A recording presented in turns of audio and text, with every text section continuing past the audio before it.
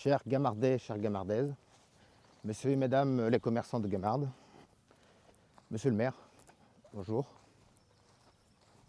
Tu viens, Fadjine? Allez, viens. Je me permets de faire cette vidéo aujourd'hui, même si je suis anti-corrida, j'espère malgré tout que vous la regarderez jusqu'au bout. Car si je vous interpelle dans cette vidéo, c'est pour vous parler de la corrida qui aura lieu samedi 28 mai de cette année 2016. Tu viens?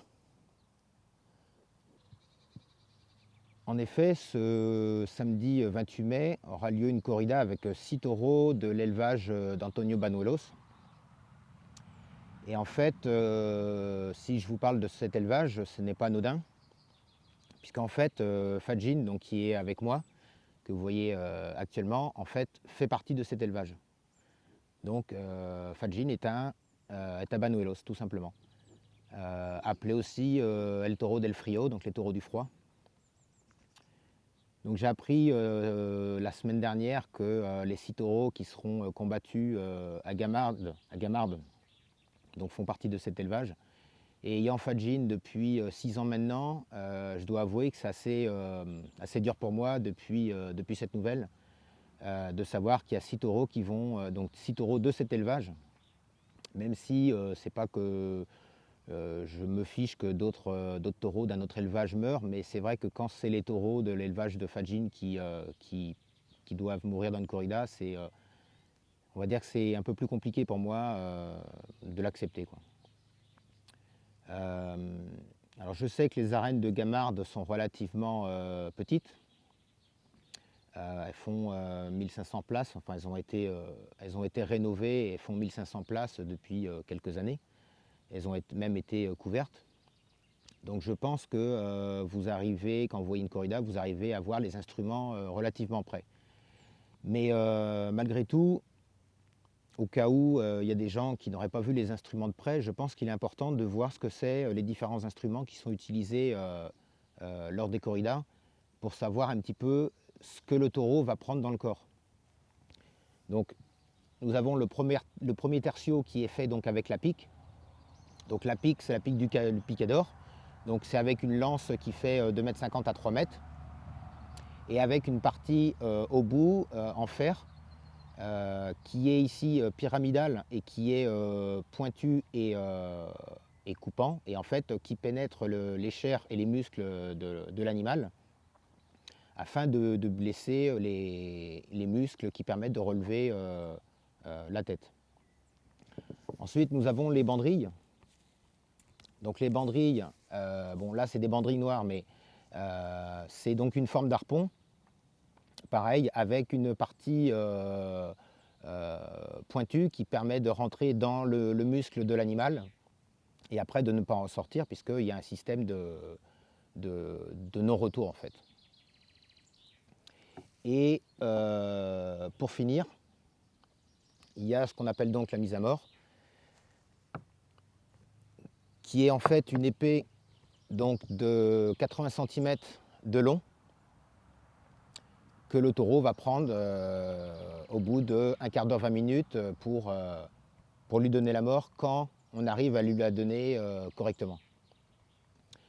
Alors, il est vrai que... non, je ne vais pas la ramasser. Il est vrai que les aficionados nous disent que la corrida, c'est la culture, c'est une tradition, etc.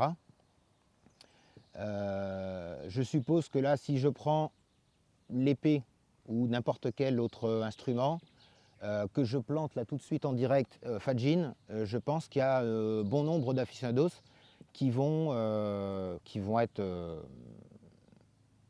choqués, voire même peut-être, qui sait, qui porteront plainte pour acte de cruauté sur animal. Alors pourquoi là, en le faisant directement dans le champ, c'est mal vu, ce n'est pas normal, et pourquoi lors d'une corrida c'est accepté? Tout simplement parce que le cadre fait que certaines choses sont beaucoup plus acceptables que d'autres. Et pourtant, pour l'animal, ça sera exactement la même chose. Qu'il se prenne une épée, une banderille, la pique ou voir, je ne vous en ai pas encore parlé, mais le Réron, donc c'est lors d'une corrida portugaise. Donc il faut savoir qu'une corrida portugaise, l'animal va prendre la lame complète, donc jusqu'à la garde, et il va courir avec 1, 2, voire 3 instruments comme ça dans le corps dès le début de la corrida. Donc j'ai du mal à comprendre comment on peut dire qu'on aime le taureau, comment on peut dire qu'on le respecte. Je ne juge pas, mais c'est juste une réflexion que je me fais.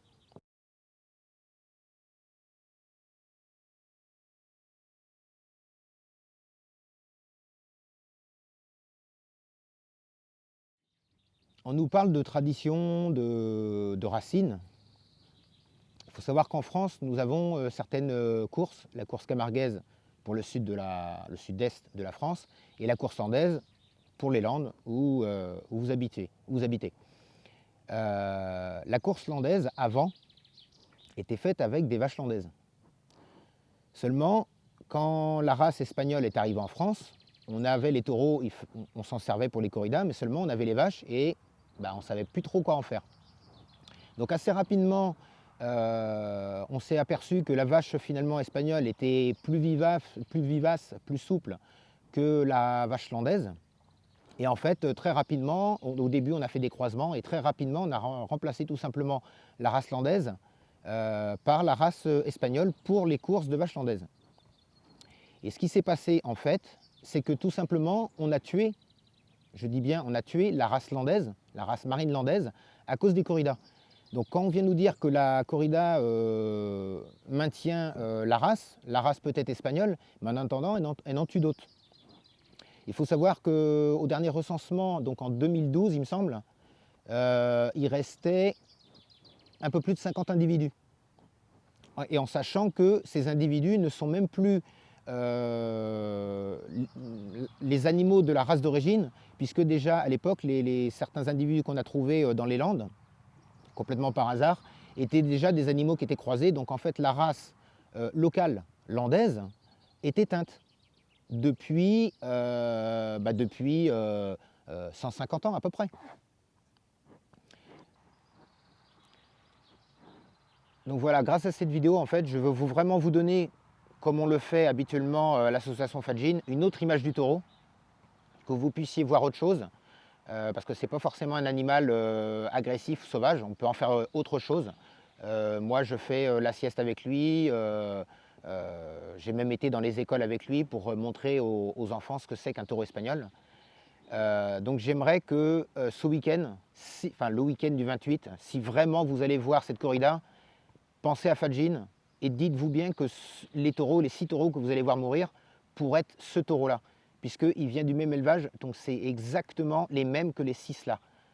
Maintenant, si vraiment j'ai réussi à vous persuader, que vous soyez habitant, que vous soyez commerçant ou pourquoi pas monsieur le maire, même si je sais que je m'y prends un peu tard, mais malheureusement je l'ai découvert que la semaine dernière, je vous demanderai éventuellement de ne pas faire cette corrida et pourquoi pas faire autre chose, une course de recortadores ou autre chose, mais éviter de faire cette corrida et que les 6 taureaux là meurent. Merci de m'avoir écouté et regardé jusqu'au bout. Merci. J'ai quand même oublié de vous parler d'un sujet qui n'est pas des moindres, puisqu'il s'agit de la souffrance du taureau. D'ailleurs, c'est le premier argument des aficionados, et je pense qu'ils s'autorisent d'aller voir une corrida, puisque apparemment, d'après eux, le taureau ne souffre pas. Donc j'ai du mal à comprendre comment penser qu'un taureau ne souffre pas. Alors oui, c'est vrai qu'il y a un scientifique ou un vétérinaire, je ne sais plus, pro-corrida de surcroît, qui a dit que le taureau ne souffrait pas. Mais à partir du moment où c'est un mammifère et qu'il est constitué exactement de la même manière que nous, je ne vois pas comment un taureau espagnol pourrait ne pas souffrir. Il faut savoir que les bovins sont des animaux donc, de proie. Et dans la nature, si jamais ils sont blessés ou qu'ils ont des signes de faiblesse, ils deviennent assez rapidement une proie vraiment là, potentielle et qui sera vraiment repérée par les prédateurs. Donc le taureau espagnol, qu'on essaye d'être le plus proche de son cousin sauvage, a exactement le même comportement, c'est-à-dire que quand il est dans l'arène et qu'il est blessé, En fait, il ne se plaint pas, il ne montre aucun signe de faiblesse pour éviter qu'il y ait un prédateur qui vienne l'attraper. Malheureusement, le prédateur, il est déjà avec lui puisqu'il s'agit du torero. Maintenant, je vais vous montrer une vidéo où on voit donc Fadjin qui s'est, on pourrait dire qu'il s'est blessé. En fait, il s'était pris une châtaigne à cause de la clôture. Et en fait, vous allez voir là un taureau qui n'a pas besoin de se taire pour éviter qu'un prédateur vienne l'attraper. Et vous allez voir ce que c'est qu'un taureau donc, qui souffre, qui a mal. Oh Fadjin. Eh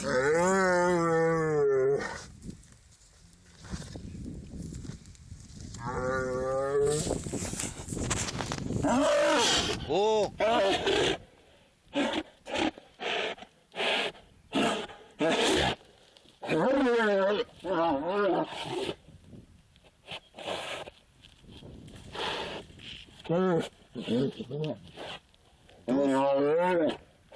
Fadjin.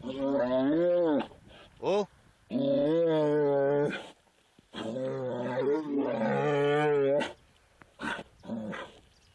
Fadjin. Viens là. Viens. Viens. Doucement. Eh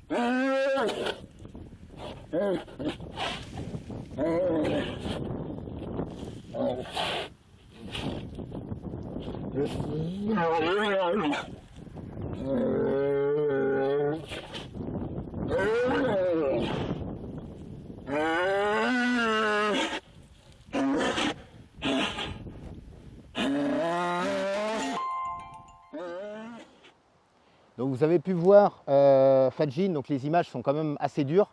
Je pense que même si vous êtes aficionados, vous avez eu du mal à regarder ce genre d'images. En tout cas, j'espère pour vous, parce que si vraiment ce genre d'image ne vous fait rien, là, je pense que là, il y a vraiment un problème. Donc, si voilà, ce genre d'image vous a touché, il faut savoir que les 6 taureaux qui passeront dans les arènes donc le 28 mai de cette année subiront exactement la même chose. Donc même si on a l'impression qu'ils ne souffrent pas parce qu'ils ne disent rien, malheureusement, voilà, intérieurement, ils souffrent exactement comme vous avez pu voir Fadjin s'exprimer dans cette vidéo. Donc je vous le redemande encore une fois, s'il vous plaît, réfléchissez à ce que vous allez voir. Et je pense qu'il n'est pas encore trop tard pour arrêter la corrida. De plus, pour ce village, Gamarde, vous êtes à la 2e corrida. Donc je pense que vous avez d'autres choses beaucoup plus intéressantes comme les courses landaises. Même si malheureusement ce n'est plus avec des vaches landaises, c'est avec des vaches espagnoles. Mais vous pouvez très bien faire des courses recortadores et qui sont certainement beaucoup plus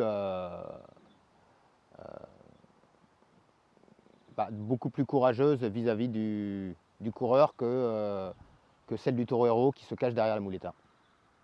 Donc là, ce coup-ci, je vous laisse vraiment et je vous remercie de m'avoir regardé et écouté jusqu'au bout.